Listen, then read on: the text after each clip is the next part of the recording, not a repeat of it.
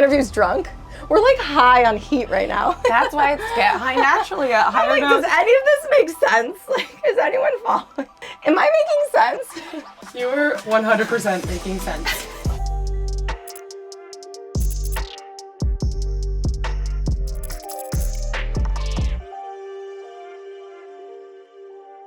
Hi, I'm Lauren Berlingeri, and this is The Hot Seat. Today I'm here with Camille Kostek, who is a supermodel. She's an actress, she's a TV presenter, and an entrepreneur. So I'm so excited to be interviewing her for 45 minutes in the hot seat. We're gonna get hot and high today. It's already hot in here. It's gonna get sweaty. I want to start from the very beginning. Okay. How did you get started? I know that you're, a supermodel now. Mm-hmm. Was it easy to get signed originally? I never got signed. Oh, you never got signed? No. My story is a little unique because I could not get signed. Like, I tried from New York City to Miami to Los Angeles, and when I was trying to find representation, I was just constantly hearing about how I need to lose weight, or They flat out said that to you? Oh yeah, lose inches in my thighs and my hips, and there's a space for me if I fit into this jean size. Or how old were you then? I was probably I think I first started when I was like 16 years old, and I had never stopped until I took a break when I finished out high school, and then I went to college, and I pursued being an NFL cheerleader because dance was always a big part of my life, and then I wanted to revisit modeling. Got it. So you tried since you were 16. No one wanted to sign you because you didn't fit the size of the typical model. Yep. So you got rejected.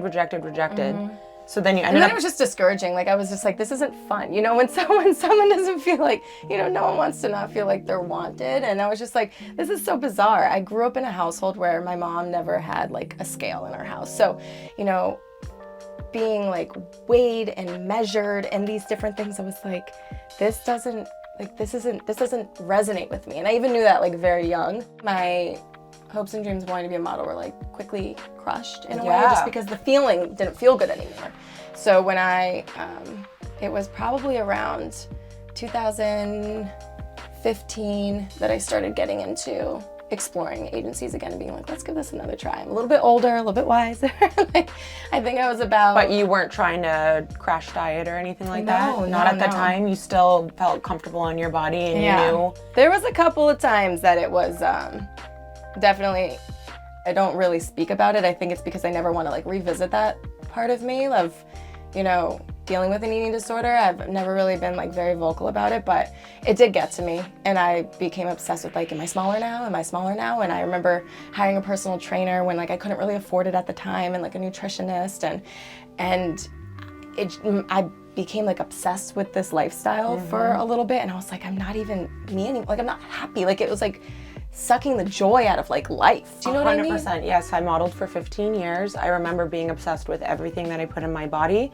I naturally also was very athletic too, so I found it very difficult to be slender then. And the weird thing is once I stopped modeling and became an entrepreneur and stopped worrying about it, I started to achieve the sizes and the body that I actually really wanted. And then it just like, I felt healed from it. I completely relate to that. Like, the second I stopped thinking about it, overthinking it, like it just was flowing with life and enjoying the things that I wanted. So wait, how did you get Sports Illustrated then if you weren't signed with an agency and let alone the cover of Sports Illustrated? So 2017, I saw that there was this open call for Sports Illustrated swimsuit. First time ever, you could submit yourself, no agency. So I submitted this open call. It was a 60-second Instagram video. And every morning I would click the hashtag and there would just be like thousands of more applicants from all over the world. And I was like, they're never gonna see my video. Sure enough, weeks passed by and I got an email. Fast forward, it was like kind of like a year-long process of interviews and eliminations, and I won. That like granted me like, welcome to the family, shoot for your rookie spread, went to Australia. You shoot 17 swimsuits in a day. That first swimsuit ended up on the cover of the magazine. Wow. I mean, it changed my life, and it's changing so many other women's life, and now I get to be a part of the audition process and help, interview and meet the women, and I don't ultimately make the decision, but it's still so bizarre years later to be on that side, because I still have that like that new girl feeling in me where I'm like, am I really here? Like, is this my life? Like, how did I get here? This brings me to my next question. How did you get into TV presenting? Is it just as an amazing story as how you got through modeling? It stemmed back to like when I was a New England Patriots cheerleader. Like my coach, we would go to Super Bowl, the Patriots, we went to the Super Bowl, and she would have me speak on like the Today Show and Good Morning America, or like go on Sirius XM radio. And you know, there would be people on the show being like, do you ever consider like having a podcast? Do you ever consider being a host? And I'm like, yeah, I actually really love this space. I'm just not pursuing it right now. I ended up getting an internship at CBS Sports in Boston. And then I was working for New England Sports Network in Boston and doing hosting here and there. It wasn't until 2020 that I did an audition for Wipeout on TBS, and I landed that role with John Cena and Nicole Byer, and I did that show for a couple seasons.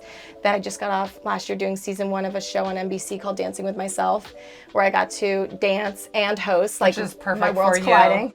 As a host, I want to show up as Camille Kostek. I want to be like the shoulder to cry on. I want to like tell somebody's story. I want to be intimate with somebody where I like really get to know them. Not just talking about other people doing stuff. Yeah.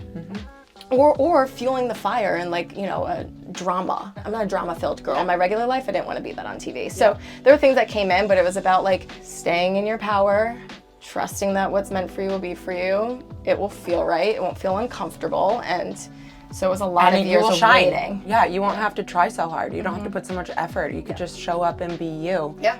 Okay, so now you've launched your own business in designing swimsuits. Yeah. Speaking of, this is a perfect time to take Yeah, off our I was robes gonna right now say. because I'm dying, but I am too. So it's the Camille collection with swimsuits for all. I love that. Yeah. Okay, so the idea behind the swimsuits is that you fit different body types? Yep. I remember one of my friends saying, she would always struggle to find swimsuits that would fit her. And she was like, but whenever I find sites that have suits that fit my body, they were like patterns and they were full coverage, and it was like people were assuming that we wanted to cover up. And I was like, that's so interesting to hear.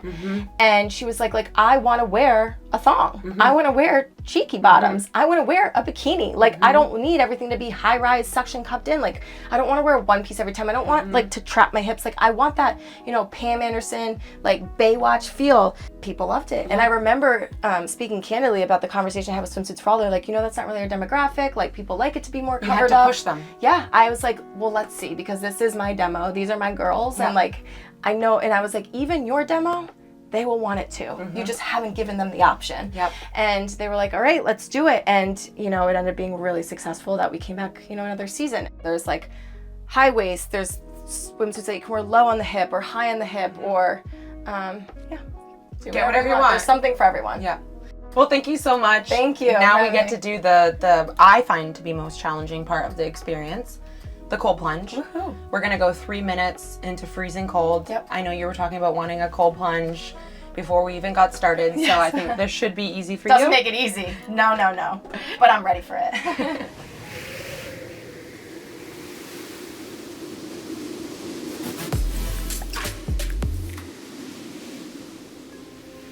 So you ready, Camille? Yes. Okay, let's go. Oh, it's cold. Alrighty, here we are. Okay. I don't even know if I can put my boobs in. The nipples are like the worst. It is! Yeah. I have to say, we're making this look kind of easy. It's not. Do you know that once I was told by one of my Reiki healers that everyone has healing hands? They just don't use it. At the end of the day, we're all just energy, right?